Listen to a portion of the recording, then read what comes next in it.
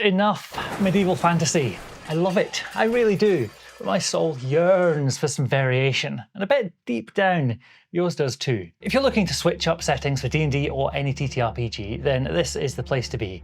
Whether it's space, which may or may not contain aliens, a good old-fashioned apocalypse, the Wild West with some optional eldritch horrors, or a quiet little town by the sea, I've got you covered. We're going to look at how to make player characters that feel like they belong in the world. As GMs, how to bring your new setting to your group, how to start somewhere new with a bang, and the pitfalls to watch out for. But there's another deeper layer of storytelling that you as a player or GM can unlock when you play in a different setting. The emergent themes that develop that might not be possible in that default medieval setting. My name's Rich, this is Renegade Rolls, and I've played and run a lot of RPGs. Lots of them are medieval fantasy, well actually no, lots of them are Renaissance fantasy. A true medieval fantasy would be something like Mythic Bastionland. Lots of other games and systems aren't either of these, and there are so many different stories to be told. Let's think about how changing settings can be more than just a reskin. It can lead to whole new worlds of role-playing goodness. First up, players. Your GM is super excited to run a game for you in a different world, either using an established IP or something of their own creation. What should you do? I'm gonna make Ian the Barbarian. Every game I always play barbarians, and I bet it will all be good and rosy. While I'm sure that Ian the Barbarian will be a compelling character with surprising emotional depths, I can highly recommend that as a player, you take the opportunity that comes with a different setting to try something new. If you're watching Dungeon Tuber videos like this, I'm pretty sure that you're a thoughtful sort of person who wants to help the game run as smoothly as possible. Choosing to be Ian the Barbarian, in every single setting will probably hold you and your group back. If you don't know the setting and can't realistically get up to speed in time for the first session, play a character that doesn't know the world either. You've got some options here. Your character could be young, out exploring the world for the first time, and you've got a million archetypes to choose from here. Pop culture and fiction in general is full of plucky young protagonists out into the world for the very first time. Your character could be an outsider, someone who's from elsewhere and doesn't know the local customs. For inspiration here, do yourself a favour and watch some Farscape. How about this for a top-notch character introduction? My name is John Crichton, an astronaut. A radiation wave hit and I got shot through a wormhole. Now I'm lost in some distant part of the universe, on a ship, a living ship, full of strange alien life forms. Help me. For something a bit more mundane, how about a character who's having a career change? One of my favourite NPCs, which I could easily turn into a player character, is called, well, wait and you'll find out. The party were on an island, being escorted up to the mayor's quarters by a flunky, a servant. I didn't have a name for them, and I didn't think it would be important. But my players, doing what my players so often do, said, "Hey, hi there, how are you? Tell us about this place, tell us about everything, tell us about your family, tell us your name." And I didn't have anything prepped. I should have done, but I didn't. So I stalled for time, I put on that little bit of bluster and said, "Well, quite frankly, my name is immaterial." "Hi, immaterial," said the players. And a new, much-loved character was born while I died a little on the inside.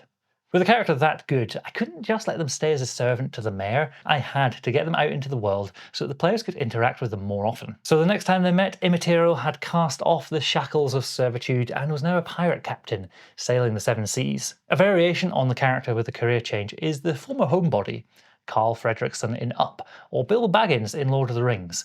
Both of them begin as reluctant adventurers. That attitude could be fun to play with, start off with, but pretty soon you'll want your character to embrace the journey and the other members of the party. These characters, while being naive and guaranteed to make mistakes in this strange new world they find themselves in, should still be competent. They should still be able to take in their new surroundings and be able to learn. Just like in real life, nobody likes the newbie who doesn't grow into being a team player. If you know the setting, leverage it.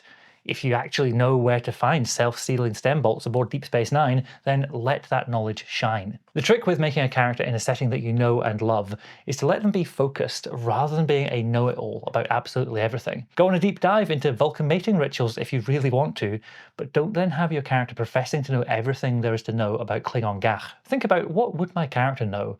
And then choose to be the expert on that, rather than a character who's a walking, talking encyclopedia on the entire universe. And also try not to overcomplicate things and play as that one creature that appeared in that one episode that even your GM can't remember. If you're playing Star Trek and want to play as a Kelpian, at least make sure that your GM is up to speed, they've watched Discovery, and they're well up on their lore before you create your character. To give yourself and your much set upon GM an easier time, play someone typical to the setting. Also, and this applies regardless of the setting, Even if you are super excited and can't wait to play in this world, avoid being the protagonist TM. Remember, you're in a group, and it's the group working creatively together which will solve most of your problems. For GMs, it's likely that you are the one who suggested the setting. You're also probably the biggest fan of the genre or IP, and in almost every game, you have the most invested in things going well. It can be a tough pill to swallow, but you'll need to accept that folks might not be as into the game and the setting as you are, at least to begin with. And they might not have got it at character creation. Allow extra time for everyone to get up to speed. This might mean delaying starting until everyone has seen that one particular TV show, or being more proactive in character creation, guiding them into a character they'll have fun with, but still feels well suited to the session. This applies particularly to working with that player that has their heart set on being Ian the Barbarian. I don't know what you mean.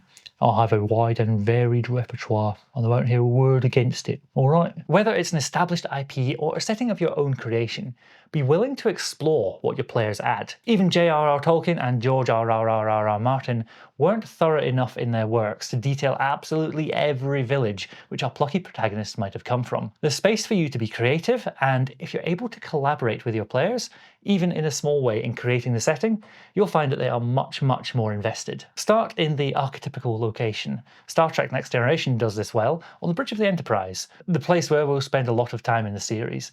Don't start on Rise of the Pleasure Planet. It's not core to understanding the universe, and they might feel that this is a centre of the universe where they should be spending all their time and really getting to know in depth. Save the trip to Risa for that compulsory mid-series beach episode. Two very quick plugs for two awesome projects on Kickstarter which are finishing soon. Scorched Basin is a system-agnostic Mad Max and Dune-inspired setting, and I'm in it. Clockworld is a weird West action horror RPG which is made by my friend Peter. He likes wounds. I made videos with more details on both of them that are linked in the description. If you have any coins to spare, please do consider backing either or both of these wonderful projects. Changing settings shouldn't just be a reskin. It's an opportunity to tell different types of tale, whether that's the main story arcs of fighting monsters and saving the day, or the more subtle, emergent themes. Scorched Basin is a perfect example of this.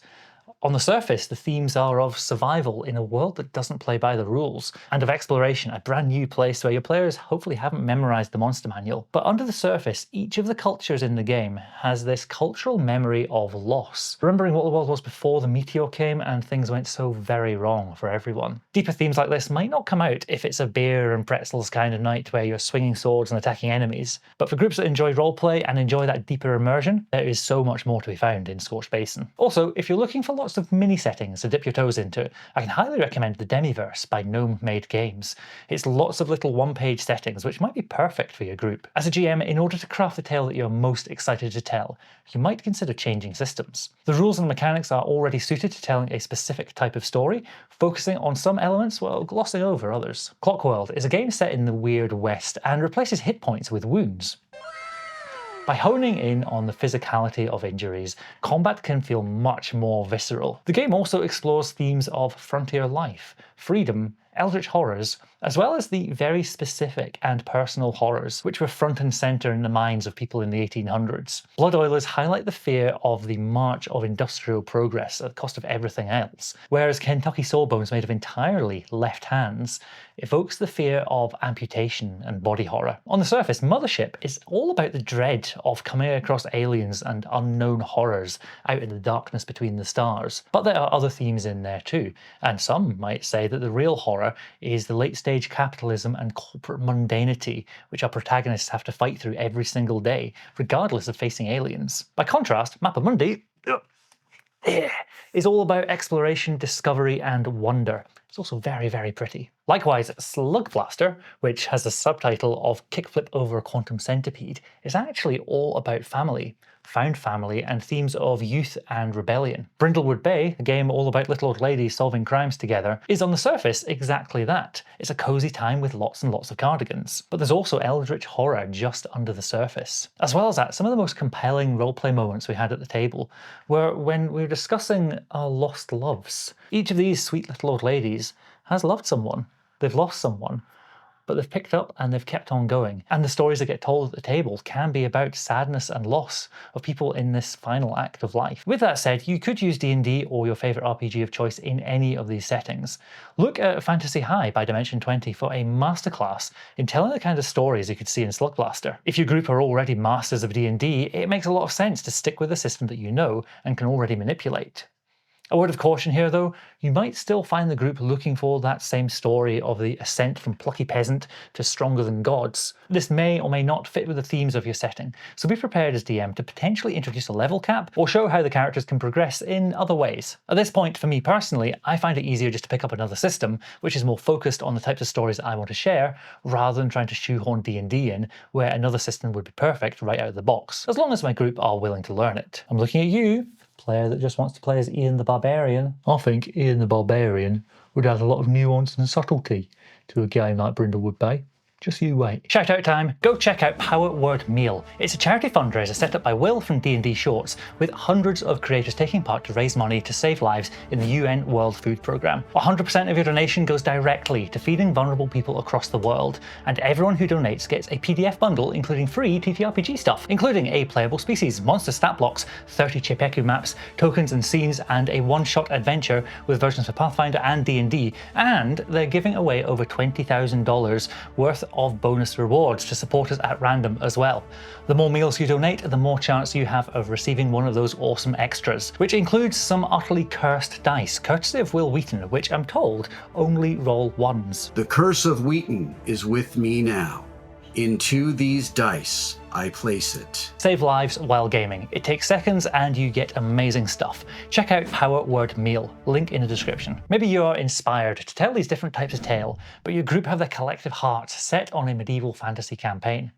You can still bring different themes inspired by different worlds to your table. Brindlewood Bay could still work in medieval fantasy. Lost Grannies of Phandelver is just sitting there. Let's do it. You could also totally run Slug Blaster in a medieval setting. Every single period in history had bored teenagers getting up to mischief and hijinks. The important thing is to lean into the secondary themes mentioned earlier of family, found family, youth, and rebellion. Teenagers making stupidly dangerous tree swings in the enchanted forest is not so different from them making custom ramps in the abandoned shopping mall, and both have opportunities for portals to appear. You'll want to focus right in on the player characters' relationships with each other and their responsible adults, as that tangled mess is where the magic of good stories lies. If you're thinking, well, golly gosh, Rich, now I want to go and try a new setting, well, you're in luck. Scorched Basin and Clockworld are both kickstartering right now, and both have super generous sample content available.